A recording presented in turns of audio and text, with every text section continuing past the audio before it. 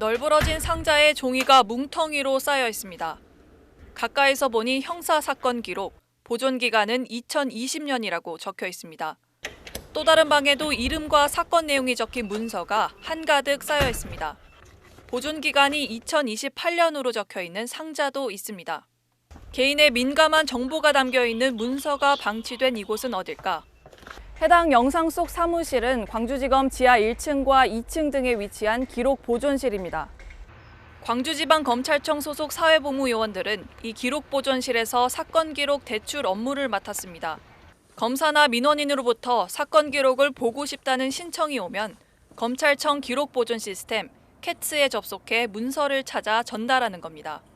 기록 보존 시스템 접속을 위해 받은 건 검찰 수사관의 아이디와 비밀번호였습니다. 담당 수사관의 아이디와 비밀번호를 사용해서 로그인을 했었습니다. 근데 직접 포스트잇에 적어서 모니터에 부착해줬습니다. 로그인 이걸로 하면 된다고 그렇게 말씀하셨었습니다. 사건 기록은 밀봉돼 있지도 않아 관계자들의 이름과 주민등록번호, 자세한 사건 내용까지 볼 수 있었습니다. 우편으로 보내라며 보호관찰명령서, 임시보호조치서 등 예민한 내용이 담긴 문서도 맡아 처리했다고 합니다. 기록 보존실에는 별도의 승인 절차 없이 언제든 드나들 수 있었습니다. 엘리베이터가 열리자마자 바로 사무실이 보인단 말이에요. 그러니까 실수로 들어오는 경우도 엄청 허다하고 사진 찍어갈 수도 있고 비밀번호가 걸려있는 문이 있지만 그걸 항상 열어두거든요. 재작년 N번방 사건 수사 과정에서 사회복무요원이 200여 명의 개인정보를 조주빈에게 보낸 사실이 드러난 뒤 법이 개정돼 사회복무요원의 개인정보 접근을 금지했는데도 업무 지시가 계속 이어진 겁니다. 문제를 느낀 사회복무요원들은 최근 병무청에 이 문제를 신고했습니다. 지난 15일 병무청은 광주지검에 나와 실태조사를 했습니다. 하지만 시정조치는 관리 감독을 엄격히 하라는 게 전부였습니다.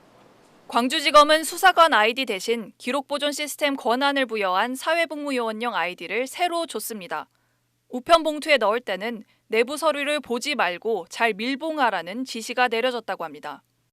겉으로 보기에는 아예 똑같아서 잘 모르겠고 그래서 사실상은 형식적으로밖에 고쳐진 게 아니죠. 사회복무요원들이 직접 병무청에 문제를 제기했는데도 실질적으로 바뀐 건 없었던 겁니다. 어떻게 된 일인지 병무청에 직접 찾아가 보겠습니다. 병무청은 점검을 한 번 더 해 추가 조치를 하겠다는 입장입니다. 그거는 이제 저희들이 향후에 여건에 잘 됐는지 저희들이 다시 한번 나가서 점검을 할 거고요. 그리고 담당 직원에 대한 이제 신분상 조치 요구도 향후에 할 계획입니다. 광주지검은 사회복무요원들이 접속한 기록 보존 시스템은 도서 검색 시스템과 동일해 개인정보를 보는 게 아니라고 해명했습니다. 정보 시스템 안에 개인정보가 없으면 위법이 아니란 설명인 겁니다. 하지만 사회복무요원들이 검색 뒤 문서를 직접 찾아 전달하는 과정에서 실제 개인정보를 볼 수 있다는 게 문제인 겁니다. 광주지검은 또 사회복무요원들은 담당자 관리 감독 하에 업무를 보조하고 있다고 설명했지만 사회복무요원들은 개인정보 업무를 취급할 때 담당 직원들이 직접 관리하지 않았다고 반박했습니다. 확인 취재가 계속되자 광주지검은 검찰 업무 특성을 고려해 향후 사회복무요원들의 업무 보조를 배제할 예정이라고 밝혔습니다.